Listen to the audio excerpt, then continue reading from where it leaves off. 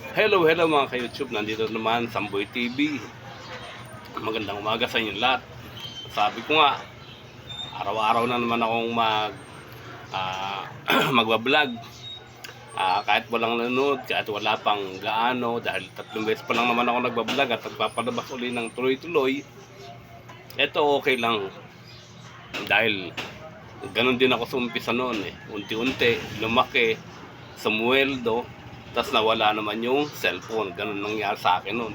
Ngayon, ito na naman tayo, no? Mag-uumpisa ulit. Pero okay lang kahit wala pang nanonood, kahit wala pang ganong followers o yung subscriber, okay lang basta't mag-umpisa. Lalaki din yan, di ba? Dito tayo tungkol sa nangyari sa West Philippine Sea, yung nangyaring paluan at nasugatan yung 2 Pilipino na sundalo o na Navy.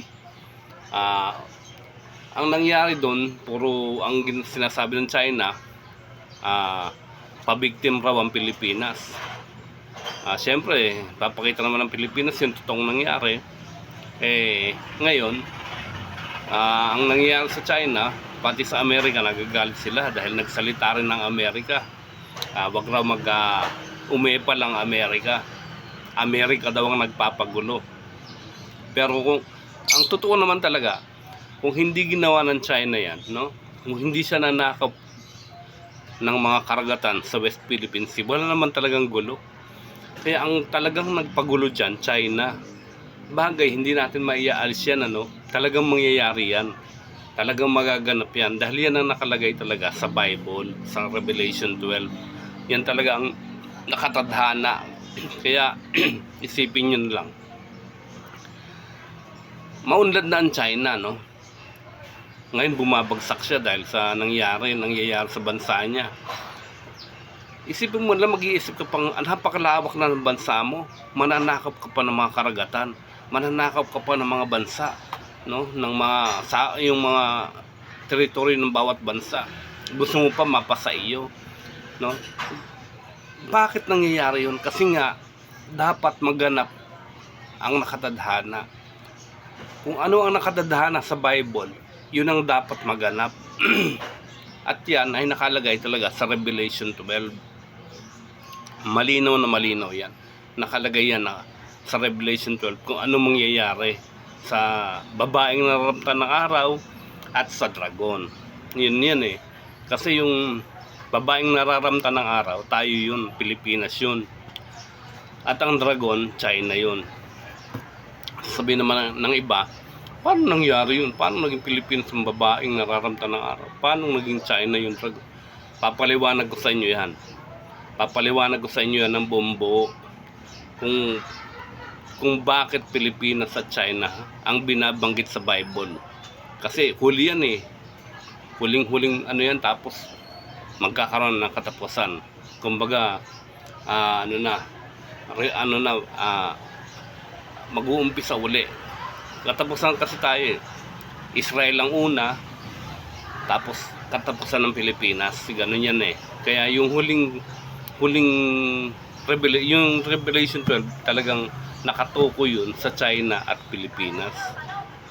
Ngayon, may nangyayaring gulo sa West Philippine Sea. Hindi natin alam, no?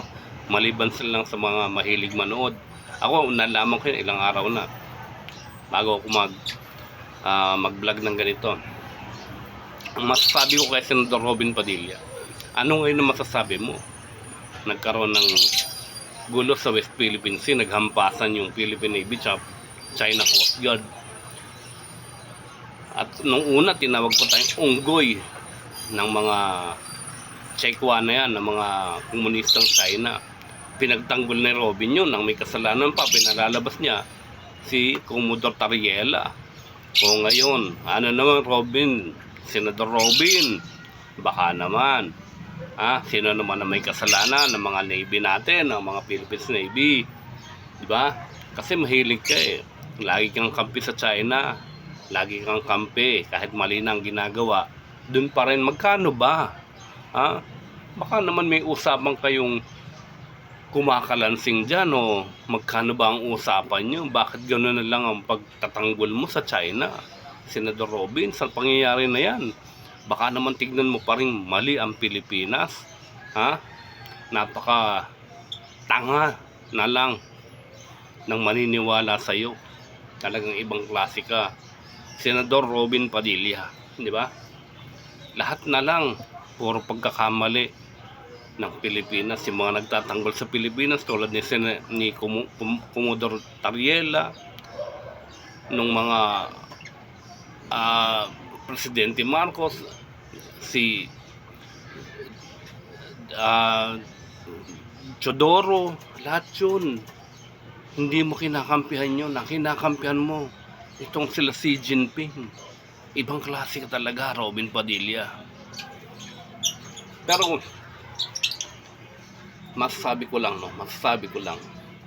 talagang mangyayari yan. At ipapaliwanag ko sa inyo ang tunay na mangyayari. Talagang sa naayon sa Revelation 12, talagang ang Bible walang pagkakamali. Talagang ang lahat ng nakalagay sa kanya magaganap. Yun ang totoo niyan.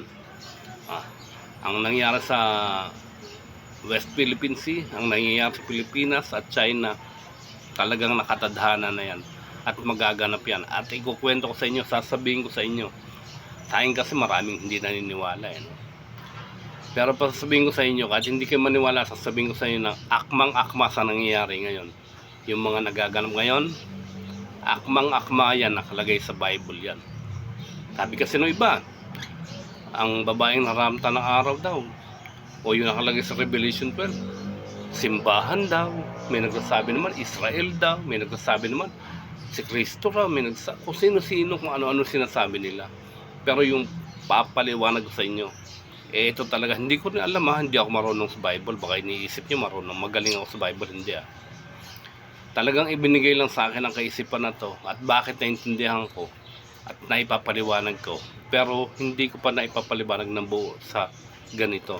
Ngayon lang ako magpapaliwanag ng buo sa sa vlog ko. Ipapaliwanag ko yan. Hintayin nyo lang ang buong Revelation 12. Hintayin nyo lang. Magandang umaga sa inyo lahat. Hanggang dito na lang. Magbablog uli ako. Iba naman. Sige, salamat. Baka pwedeng pa-subscribe naman. Samboy TV. Hintayin nyo lang, papaliwanag ko ang sinabi ko. Totoo.